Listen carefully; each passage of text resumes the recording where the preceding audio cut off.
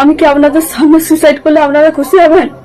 তাহলে আমি লাইভে আসছি, আপনাদের সামনে গলায় ধরে নেব, সেটা কি আপনাদের ভালো লাগবে বলুন? মা বড়মার মন্দিরে যে ভিডিওটা আমি করেছিলাম, আমি ওই ভক্ত বাবার কথা শুনে আমি ভিডিওটা শুধুমাত্র একটা জায়গা ভগবানের ওই জায়গাটা বাকি রয়েছে, যে জায়গাটার ইউজ করিও না খুব কষ্ট হয়। তো আমরা ভগবানকে সৃষ্টি করছি না, ভগবানে আমরা সৃষ্টি করছেন। এঙ্গে যদি তুমি কোনো অন্যায় করো, এরপরে তুমি এটা ধামা চাপা দেওয়ার চেষ্টা করো, তো বা সবার সঙ্গে তুমি তর্ক করতে পারবে, তর্ক করে তুমি কথাটা লুকাইতে পারবে, বাট তুমি এই ঈশ্বরের সঙ্গে কখনো তুমি লুকাইতে পারতে না। তো আমাদের এখানে শ্মশানকালী মায়ের মন্দির আছে। তো শ্মশানকালী মায়ের মন্দিরে যাওয়ার পরে মায়ের মুখের দিকে মানে সোজাসুজি তাকাইতে ভয় হয়। কলকাতা যে জায়গার মধ্যে এই মন্দিরটা অবস্থিত, এখানে ভক্তবৃন্দ এলাকাবাসী সব মানুষ মিলিয়া 45 ফুট উঁচাই কংক্রিটের মারে সবাই আদর ভালোবাসায় বড় মা ডাকে, তিনি শ্মশানকালী মা।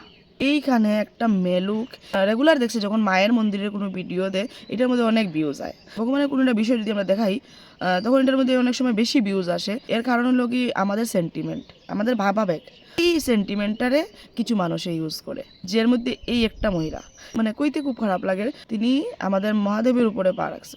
এই মহিলাটা সোজাসুজি কৃপাই বড় মানে অপমান করছে, আমাদের মহাদেবকে অপমান করছে। আমাদের একটা জিনিস কোনো অন্য ধর্মের মানুষের সঙ্গে বা অন্য মানুষের সঙ্গে কি লড়াই করবো, যদি আমাদের নিজের ধর্মের শিক্ষা কোটা থাকে। আমি একজন সনাতনী হিসেবে খুব কষ্ট হয় যে জায়গাটা, যেটা আমরা একমাত্র ভক্তি করি, যেটার একমাত্র বিশ্বাস করি, যেটারে একমাত্র মানি, যে জায়গাটার মধ্যে একটু ডর রয়েছে, এটারে নিয়ে বিজনেস অ্যাটলিস্ট দোকান করিও না। এই মহিলাটা ভিউজের লেগিয়া মহাদেবের উপর পা দিছে, মানে এত বড় পাপ কাজ করছে।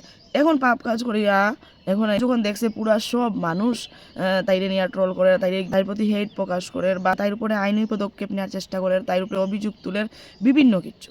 আমাদের মতো সামান্য মানুষের ভগবানের অপমান করার ক্ষমতাটুকু নাই। যে চোখে যদি দেখি এরকম একটা মানুষে ভগবানের উপরে মানে এই ধরনের কিছু করা, অপমান করার চেষ্টা করছে, তখন আর সহ্য হয় না। তো এই মেয়ে লোকটা এখন কান্নাকাটি করে যে আমি কি তা সুইসাইড করতাম নি, আমি গলায় দড়ি দেবো এই সেই। মানে তুমি শুধুমাত্র সোশ্যাল মিডিয়ার ট্রল থেকে বাঁচার লাগে তুমি এখন এই কান্নাকাটি করায়, যে তোমার আদেশ দিচ্ছে ওনারা নিয়ে লাইবে আসো, তাদের উপর পাও দিতে হয়। এই আদেশ তোমার এই কলিযুগে, এই ভরা কলিযুগে কোনো মনুষ্য কেমনে দিতে পারবো? তুমি ভুলটা মানো, তুমি ভগবান নিয়ে প্রথমে ভিউজের লাগে খেলা করছো, তখন তুমি ট্রল থেকে বাস্তায় করি আবার বড় মারে ইউজ করায়, কান্নাকাটি করিয়া বড় মার দুয়াই দিয়া, শ্মশানকালী মায়ের দুয়াই দিয়া তুমি বাঁচতে চাইলে কেন এরকম করে? টাইলের স্বীকার করো যে তুমি অন্যায় করছো।